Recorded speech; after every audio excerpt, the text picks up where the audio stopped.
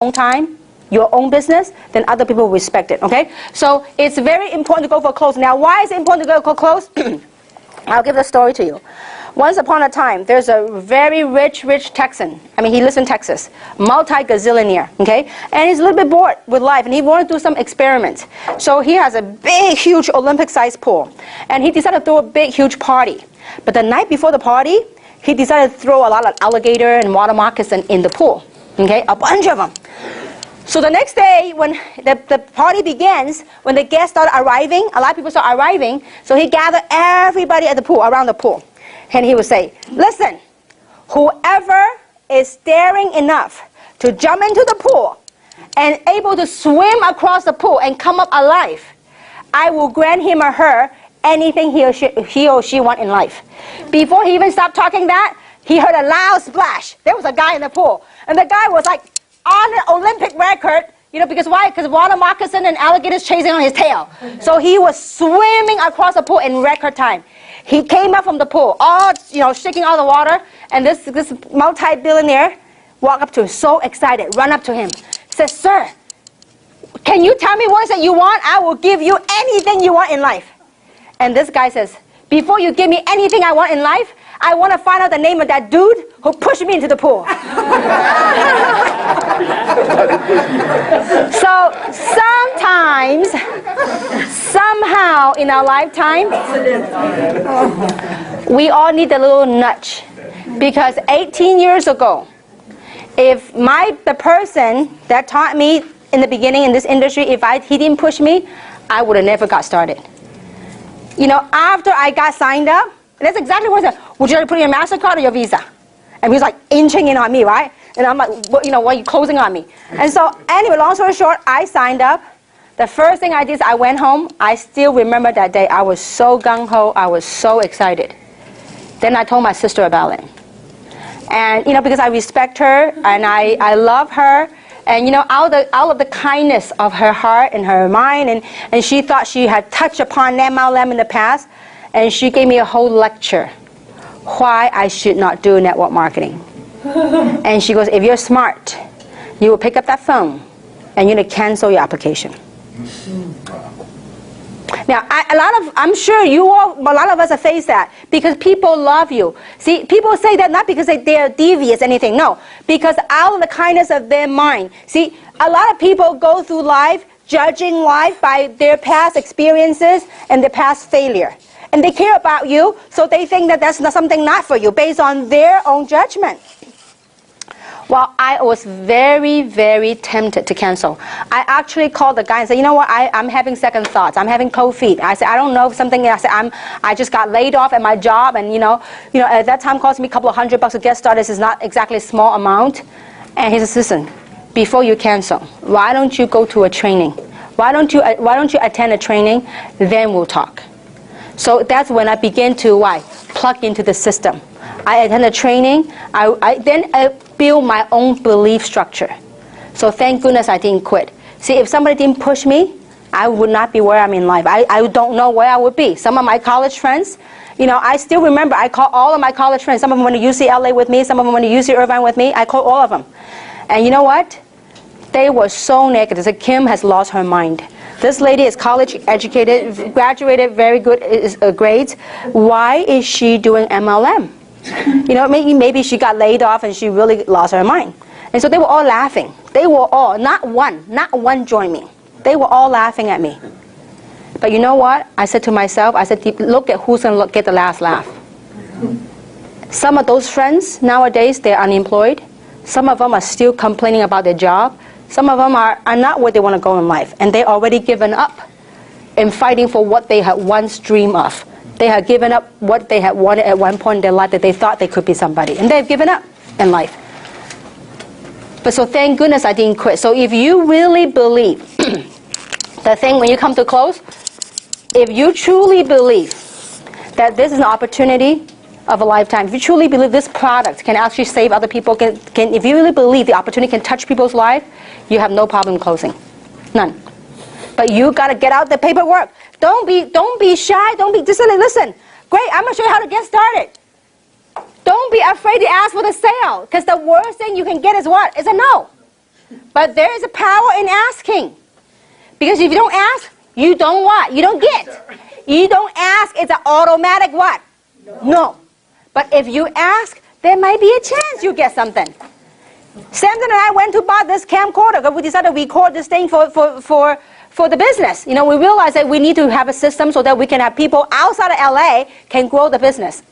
So we were at the Sony store in Costa Mesa, in South Coast Plaza. Sony store. Well, they were saying, if you buy 2 more items, you get this thing off, 15% off. I said, well, what about the other items? They go, no, only one. I said, no. Can you give me, 15% off everything? Everything? And you know what? Well, let me try. So long story short, I got 15% of everything we bought at the store. The power of asking. You got to be willing to ask. Look, if they say no to you, what do you get? Automatic no. But if you don't ask, you will never know anyway. The other thing, very important, so on Mastering Basics, is always be in phase 1. What is phase 1 activity? I want you to go back and think about on your day 1 of joining the business. When you first joined the business, what did you start doing? You started sharing, you started recruiting, right? That's called phase 1 activity. You were excited. Now, I need you to be in phase 1 activity for at least 1 year. Phase 1 meaning what? Excitement, your enthusiasm, your recruiting, your building. A lot of people don't succeed in this industry. You know why? They go from first 2 months, they're in phase 1. First month in phase 1. Second month, they go into management mode. You know what management mode? They started managing their downlines. That's not your job. They're all independent business owners. They do not report to you. Don't go manage them. The only person you can manage is whom? Yourself. Look, we're all independent business owners. Stop going to management mode. Hey, you need to come to the meeting. Hey, you need to do this. That's called babysitting. When you babysit, what do you make? You make babysitting wages. See, your job is to look for people that are willing to do the same thing and want the same thing. If not, you're going to drag a whole bunch of stuff up the tree. It's very tiring. How many of you have done that in the past? You kept calling the same people. They keep telling you the same thing. Stop those management mode activities. You got to get on phase 1. Phase 1, recruiting. I am still recruiting. And when Samson and I were at the store yesterday, did I recruit the guy? Yeah. Why not? The guy's a double engineer major, okay, graduate from Fullerton. And Samson says, what are you doing at the store? Selling camera. You know what I'm saying? He's looking for an opportunity. But you got to find a way to recruit, to pique the interest. Did I say anything? You asked Samson. Did I say anything about Luminous? No. Did I say anything about Gen S? Did I say anything about Reserve? Nada. I said, listen, you are such a nice guy, give me all those discounts, okay? We have something for you. We want to take care of you. You call us. If you're looking for a way out, so he talked about his job, and so we said, if you're looking for a way out, we got something for you. Get the information. Now, so you got to go on phase 1. Phase 1 activity is very important. If you only keep on, the first month you recruited, and you bang on the people that you recruited, make your fortune, golden rules. The people that joined you, this is very golden. The golden rules when you start building a team. The people that are with you today, trust me, some of them will not stay. It is okay. Let it go. Our job is to go out there and identify the people that want the same thing and willing to do the same thing. Not just say, I want to make $20,000 a month. And yet they're not willing to do the work. Okay? So phase 1 activity is very important. Any questions so far? No? Okay. So phase 1 now. The other thing I want to touch upon. How do you think is the phase 1 honeymoon period? Honeymoon period or phase 1? I would say if you really want to succeed, phase 1 at least 1 year. Okay. Now, but what I mean phase 1 is this. You always recruit. I'm always recruiting. I'm still recruiting. Okay? But when you have people as a leader, when you recruit it as a good one that they really want, that they're really active, they have strong desire, then you chase them. You work with them. You tap their network. Because this is very important. You are phase 1. Now see, When you first join the business, 100% of your activity is phase one, recruiting. But once you got some people going, guess what? You got to support your team. Now, if your team wants it, see, I'll give you an example. Before, 5 years ago, I started a business, the previous company. I called 202 people, 202, 203 people. 185 say no. Okay? 17 said yes. Did you use your phone book to have the numbers? Warm contacts. All of my contacts. So that actually is a whole different training. Family. Anybody that you know by first name basis. You got to do some memory jogging. Okay? When you run into people, you start putting them on the list. Okay? So that's a whole different training on a new... We're going to have a different kind of training on recruiting. But anyhow, I'm just going to give you a set of statistics. Start with 202 people. I sponsored 17 people the first 2 months. Then after that, the next year, I have no time to sponsor anybody. You know why? From 17 people, I have one and a half person working. One was Robert. The half was Tina. I call her half because this person that brought her there wasn't really working in the beginning. So she was the other half that's working. And through these 17 people, they all live in California. Guess how many countries we went into? 200 plus countries. From the 17 people leveraging effort, guess how group the big went over? 200,000 distributors. When you have people that are working, they kept me so busy. Meeting after meeting. I was doing meeting and training. I have no time to recruit. See, that's good. When you have a group that keeps you going, that is okay. But when your group is dead, you don't want to babysit. You go recruit some more. Okay? So this is the statistics. Guys, you have to accept it. The golden rules. That your job is go out and sort and look for the right kind of people. And the way we sort, it's a sorting game, guys. And we're gonna call people, and I'm gonna give you a quick example of sorting. Okay, we call people, we sort people, just, for the sake of it, for simple to understand, we call people apples. Okay, and there's 3 types of apples. There's red apple, green apple, and rotten apples.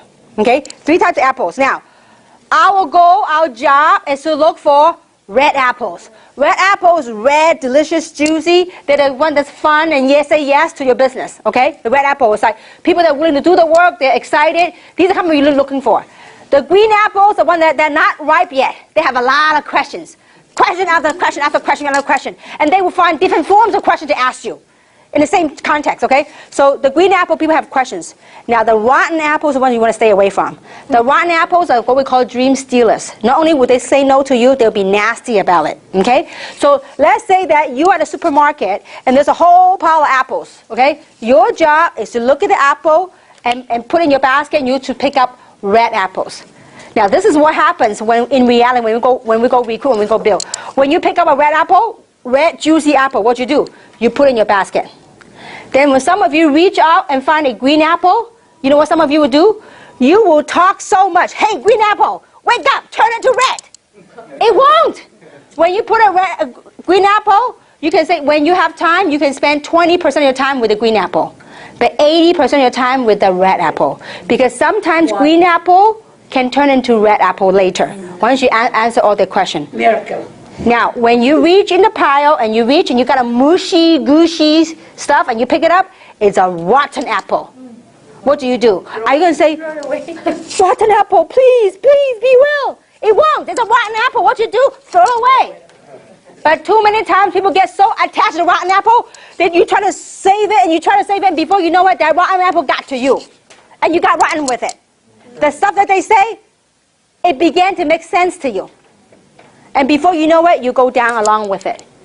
But our job, this is how you not get emotional attached to it. Your job is to look for red apples. People that want red apples, people are excited, people have enthusiasm, people have the right attitude. People want to do something with life because there's so many people out there, they want nothing out of life.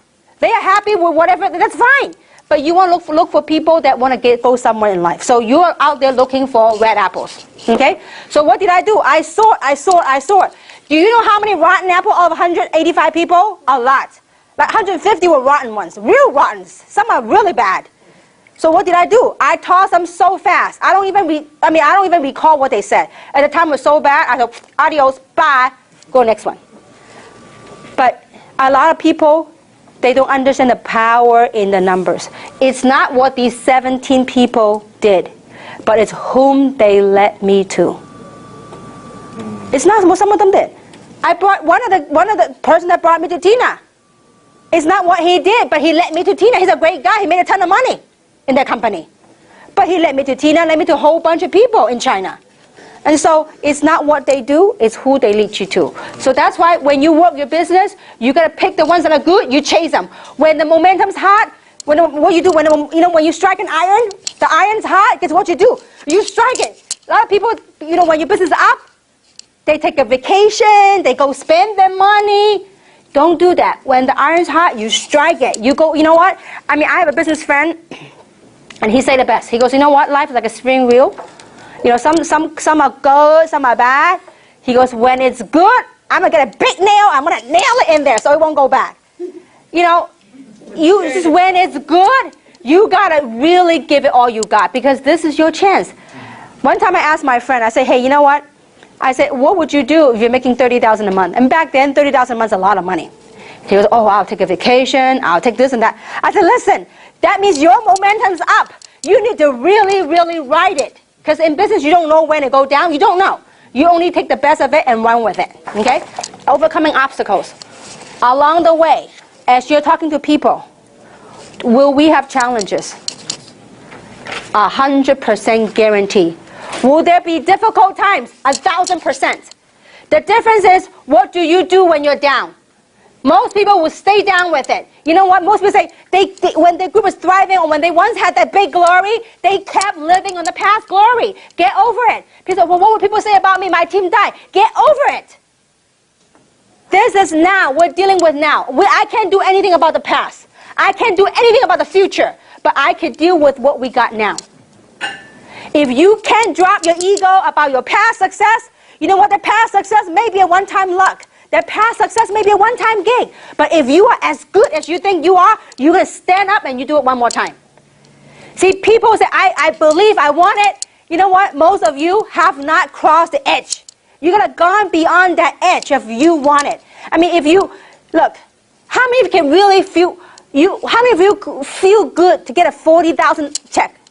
What would you do?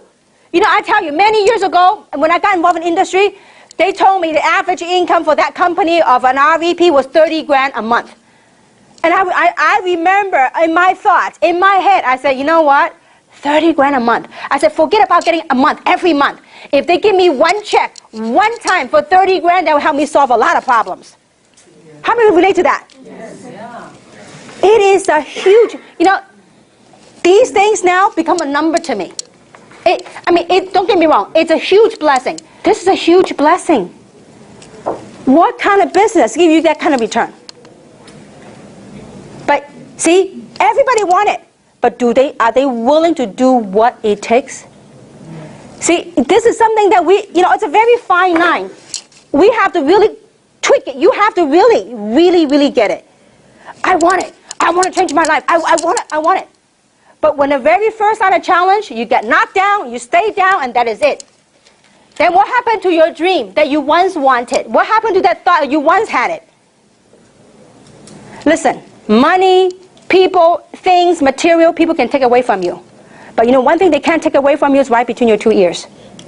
If you're strong, you know what you want out of life, don't let anyone talk you out of it. Don't let nothing. You just got to get to that point of no return. When you get to that point, you have crossed a boundary, you have crossed a line, you said, this is it, this is what I want. And I want to say this, and I don't want to come off the wrong way. I have a very, very, very loving family. I have 3 sisters.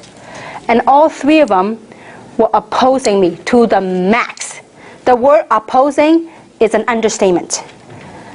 They opposed me of doing MLM for many, many, many, many years, to a point where they will call me every day to tell me to quit. Every day.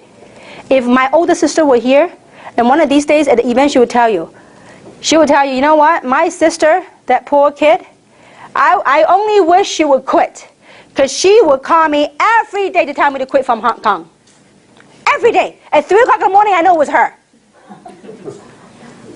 And until it gets to point now, she's a wonderful, loving person. But she did that based on, she thought she was caring for me. She thought she wanted the best for me. Because her experience with MLM wasn't that good. But she thought she had experience when all she did was had maybe like one meeting of a water filtration company. She didn't even join.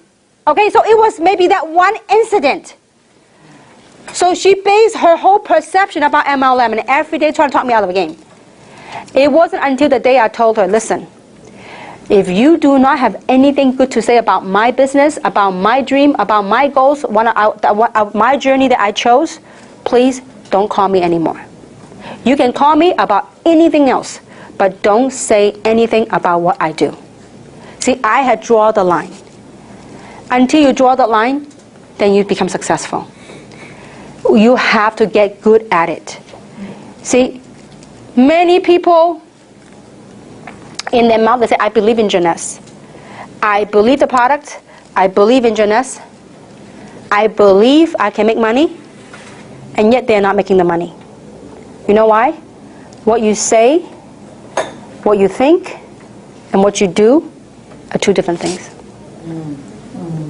When you say you want it, you want to be successful, you want to retire your job, you want to retire your husband, you want to walk away from your job, if you really want it bad enough, you know what? You're going to put massive action behind what you say. Then things will happen. You got to get over your own fear. Because you know what? What stops most people is our own fear. We worry about this. We worry about what people say. We worry about that. There's too many things to worry about. You ask me, you know, some of you, if you hang around me with my sisters, I'm the most quiet one in my whole family. Some of them, out of their kindness, they think they're very fashionable. They will laugh at me what I wear. This don't match, the color don't match. Do I give a dime? No. I said, this is me. I think it looks great on me. And I move on. But some people go, oh, maybe they're right. Maybe I need to change this, change it. You got to be you. And you got to face your own fear. Don't worry about what other people say. Listen, will other people say this is a scam? Will other people say product don't work? I can guarantee you 1,000%.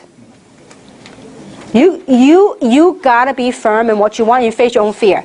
Look, if you have no more warm market, talk to cold market. But you're not going to recruit a cold market right away. You strike a conversation, find out what they need, and you go from, you know, like playing baseball, from first base, second base, you go from base to base. Learn about them, and you know what, eventually you're going to start building. You got to get good at bringing people. You got to get good at talking to people. If you talk to nobody, there's no way you can build a business. You must, by always attend a meeting is not going to help you. You need to attend a meeting with somebody. But in your learning process, while you're attending the meeting, you can learn. You can grow from it. You get good at it. But you got to get good at also inviting people. Okay? Now, another thing very important. So, overcoming obstacle. We all have it. The biggest obstacle that we have to overcome